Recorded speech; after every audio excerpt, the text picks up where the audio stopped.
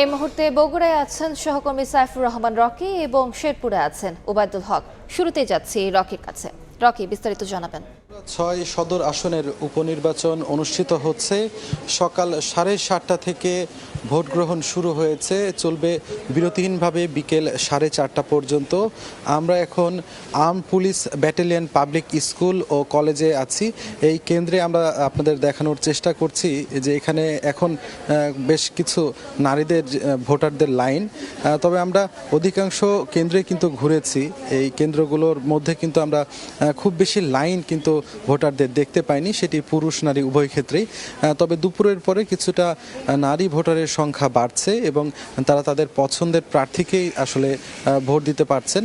আমরা তাদের সঙ্গে কথা বলছি, তারা যেটি বলছেন যে আসলে তাদের কোনো ধরনের কোনো সমস্যার সম্মুখীন হতে হচ্ছে না এবং তারা নির্বিঘ্নে তারা তাদের পছন্দের প্রার্থীকে ভোট দিয়ে তারা আবার বাড়িতে ফিরে যেতে পারছেন। সব মিলিয়ে আসলে শান্তিপূর্ণ পরিবেশে ভোট গ্রহণ অনুষ্ঠিত হচ্ছে। আপনাদের জানিয়ে রাখি, বগুড়া ৬ যে সদর আসন, এখানে মোট ভোটার সংখ্যা রয়েছে 4,50,309 জন। এর মধ্যে পুরুষ ভোটার রয়েছে 2,19,925 জন। নারী ভোটার রয়েছে 2,30,374 জন। এর মধ্যে তৃতীয় লিঙ্গের 10 জন ভোটার রয়েছে।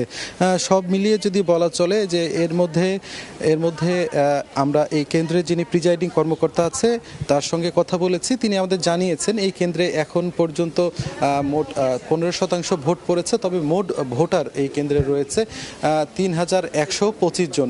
এখন পর্যন্ত 15% থেকে 20%-র মাঝেই কিন্তু অধিকাংশ কেন্দ্রগুলোতে ভোট পড়েছে। তবে এই আরও যেহেতু প্রায় 2 ঘন্টার মতো সময় বাকি আছে, এই সংখ্যা আরও বাড়বে বলে তারা জানিয়েছেন। তো সব মিলিয়ে শান্তিপূর্ণ পরিবেশে বলা চলে ভোট গ্রহণ অনুষ্ঠিত হচ্ছে। দু একটি ছোটোখাটো অভিযোগ জামায়াত প্রার্থীর পক্ষ থেকে ছিল, তবে বিএনপি প্রার্থী তিনি কিন্তু বলছেন যে সুষ্ঠু পরিবেশেই ভোট গ্রহণ অনুষ্ঠিত হচ্ছে। তো এই ছিল আমার কাছে বগুড়া ৬ আসন থেকে নির্বাচনের সর্বশেষ খবর। এখন আমরা চলে যাচ্ছি শেরপুরে, সেখানে আছেন সহকর্মী ওবায়দুল, তিনি জানাবেন সেখানকার খবর।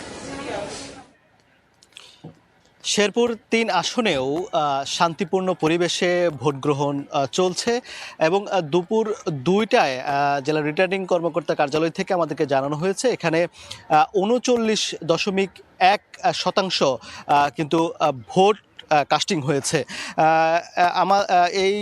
আমরা এই মুহূর্তে আছি ঝিনাইগাতি সরকারি মডেল পাইলট উচ্চ বিদ্যালয়। এই মুহূর্তে আমরা ভোটারদের কোনো লাইন দেখতে পাচ্ছি না, তবে এখন যেহেতু মধ্য দুপুর এই সময়টাতে 1-2 জন করে ভোটাররা আসছেন, তারা খুবই সাবলীলভাবে তাদের ভোট প্রয়োগ করে দিয়ে যাচ্ছেন।